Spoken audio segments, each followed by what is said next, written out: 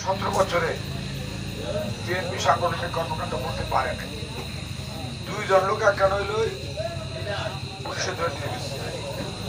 তারপরে হাজার পাঁচটা শুধু হত্যা, গুম, খুন সকল কিছু। আপনারা দেখছেন তো গুমের গল্প পাইছেন না এই ঘটনাগুলি, এবং তাদের অধিকাংশই আমাদের বিএনপি সমর্থিত লোক।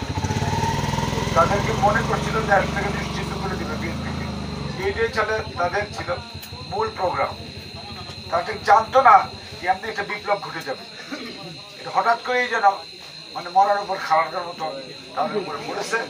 আর না হলে তারা 41 শট পর্যন্ত তারা ময়দান থাকবে। এই কথা কিন্তু জনগণকে ইতিমধ্যে বহু মিটিং এর সভায় প্রচার পত্রিকায় বলেছে তারা, ঠিক কিনা? যে 41 বছর পর্যন্ত থাকবো সেটা নিশ্চিত করতেছে। সে কি অন্যায় করবে না? অবশ্যই অন্যায় করবে। এবং গত 17 বছর এই কাজটা করেছে। এখন আমরা জনগণ কিন্তু হাফ ছেড়ে পাচ্ছে বাসের পরে নাকি? এখন আমরা তো স্বস্তি পাইছি না? আমরা শুধু মানে সারা দেশের মানুষ একটা স্বস্তি পাইছে, এবং এত আনন্দ বোধহয় 16 ডিসেম্বর হয়েছে না। যদি তারা নাও দেখে, একটা মানুষের মানুষ হিসেবে যে মর্যাদাটা সেটা যাতে রক্ষা হয়, এরকম আরো অনেক কিছুই একত্রিত আছে। শিক্ষা, স্বাস্থ্য, চিকিৎসা, নাগরিকের কল্যাণ। আর এই যে ভোট চুরি তো হাসিনা বারবার করছে, আর ভবিষ্যতে যাতে ভোট চুরি কেউ না করতে পারে নির্বাচনকালীন তত্ত্বাবধায়ক সরকার থাকবে।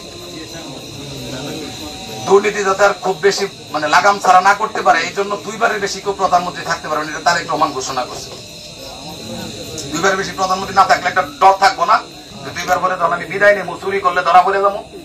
যে কেউ এটা কিন্তু একটা চাপের মধ্যে থাকবে যে 2 বারের পরে তো আমার বিদায় নিতে হবে। তাহলে এই যে জিনিসগুলি একত্রিত দফায় আছে, এটা জানানো উচিত না মানুষের।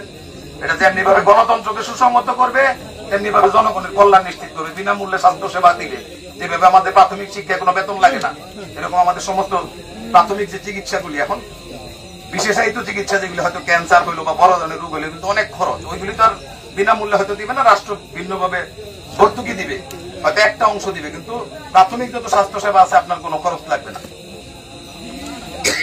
এই জিনিসগুলি আমাদের সবাইকে জানাইতে হবে। জানাইলে আশা রাখি যে বিএনপির অতীত কর্মকাণ্ড এত খারাপ কিছু করে নাই যে বিএনপিকে এত দূরে ঠেলে দিবে জনগণ। আর আমরাও এত খারাপ কিছু করি নাই যে না আমরা নেতা হিসেবে আমাদেরকে দূরে ঠেলে দিবে।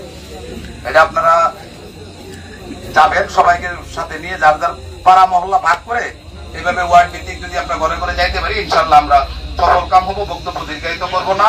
সকলকে এই অনুষ্ঠান আয়োজনের জন্য ধন্যবাদ জানিয়ে আমার বক্তব্য এখানে শেষ করছি। খুদা হাফেজ। বাংলাদেশ জিন্দাবাদ। শহীদ অমর হোক দেশনেত্রী বেগম খালেদা জিয়া জিন্দাবাদ।